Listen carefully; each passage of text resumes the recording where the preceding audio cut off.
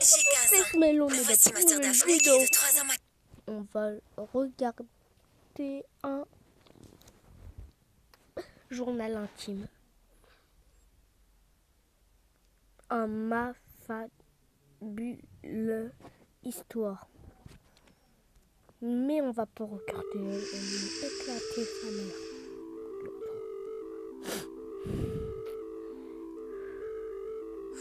Filmez si vous voulez les exercices.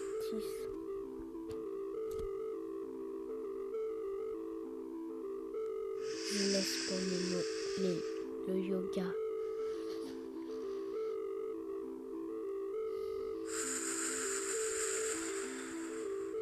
Des fois, je fais ça du yoga.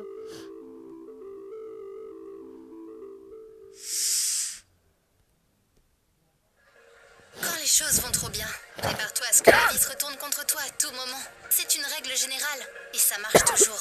Je l'ai oublié et j'en ai payé le prix. Du coup, j'ai failli perdre tout ce que j'avais. Hello tout le monde, je m'appelle Chloé, j'ai 16 ans. Et maintenant, je sais ce que c'est que d'être une diva.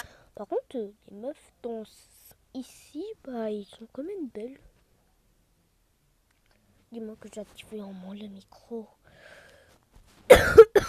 Et pourquoi ça peut être une très mauvaise idée. Je peux pas imaginer ma vie sans sport. J'ai même rejoint l'équipe de Pom Pom Girl de basketball au lycée. Mais j'avais un autre rêve. J'avais envie de jouer, faire du basket, mettre des 3 points, dribbler mes adversaires, me faire applaudir par la foule. Le seul problème était que notre lycée n'avait pas d'équipe féminine. J'en ai parlé plusieurs fois au coach, mais à chaque fois, il haussait juste les épaules. En fait, il fallait remplir plein de documents. Et surtout, il fallait trouver assez de personnes pour faire une équipe entière.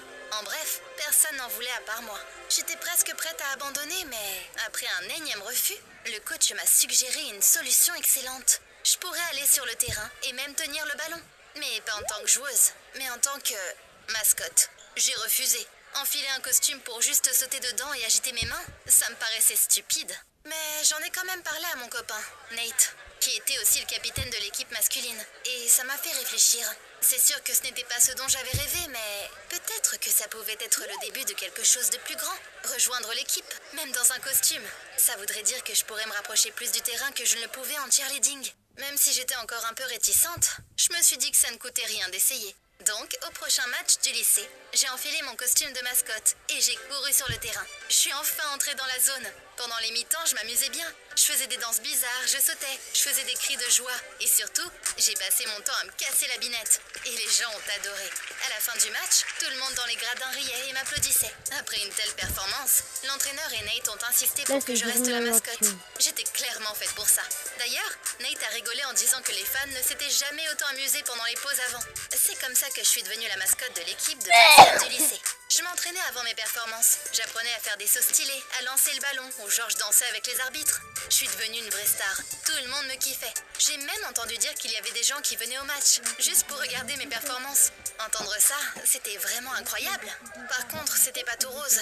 Avec tout cet amour et cette célébrité, j'ai eu de la haine aussi. Mes potes de l'équipe de Pom Pom Girl étaient furieuses quand je sortais sur le terrain. Tout le monde ne regardait que moi, et pas elle. Et Nate, qui m'avait motivée à faire ça au début, me disait maintenant que j'exagérais, et que je devais arrêter. Mais le coach et les fans étaient ravis. Notre équipe est devenue super populaire, au point où ils écrivaient sur nous dans le journal de la ville. Et ça, c'était plus important que quelques rabat-joie. Au match d'après, j'ai décidé de refaire le saut du trampoline au cerceau, un de mes actes préférés. Sauf que j'ai raté. En gros, j'ai couru, j'ai sauté sur le trampoline et je suis tombée sur le terrain de basket face contre terre. Ça m'a fait tellement mal. Heureusement, je me suis rien cassé grâce au costume de mascotte. Et le public a décidé que c'était ma nouvelle blague. Donc j'ai même pas eu honte. Mais j'ai vite compris que ça n'aurait pas dû se passer comme ça. Après le match, j'ai vérifié le trampoline. Et j'ai vu qu'il était cassé. Et par là, je veux dire que ce n'était pas moi qui l'avais cassé en sautant dessus, mais qu'il était déjà cassé avant que je décide de sauter. Je savais que ce n'était pas une coïncidence. Quelqu'un avait clairement voulu me faire mal. À partir de ce jour-là, il y avait plein de choses désagréables qui me sont arrivées. Par exemple, une fois, quelqu'un m'a ruiné mon costume. Ou alors une autre fois, la musique s'éteignait soudainement pendant ma performance. On m'a même volé mes accessoires une fois. C'était vraiment bizarre. J'ai donc tout raconté à Nate. Et il m'a dit que c'était certainement une des Pom Pom Girls qui se vengeait de moi.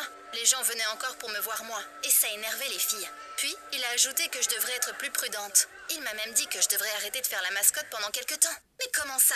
On avait un match très important bientôt. Et les gens de la fédération de basketball allaient venir. Il fallait à tout prix que je participe. J'avais préparé une performance grandiose et j'étais prête à épater tout le monde, à crouler sous les applaudissements, à faire tomber amoureux les arbitres de moi. Mais le moment venu, je n'arrivais pas à sortir des vestiaires.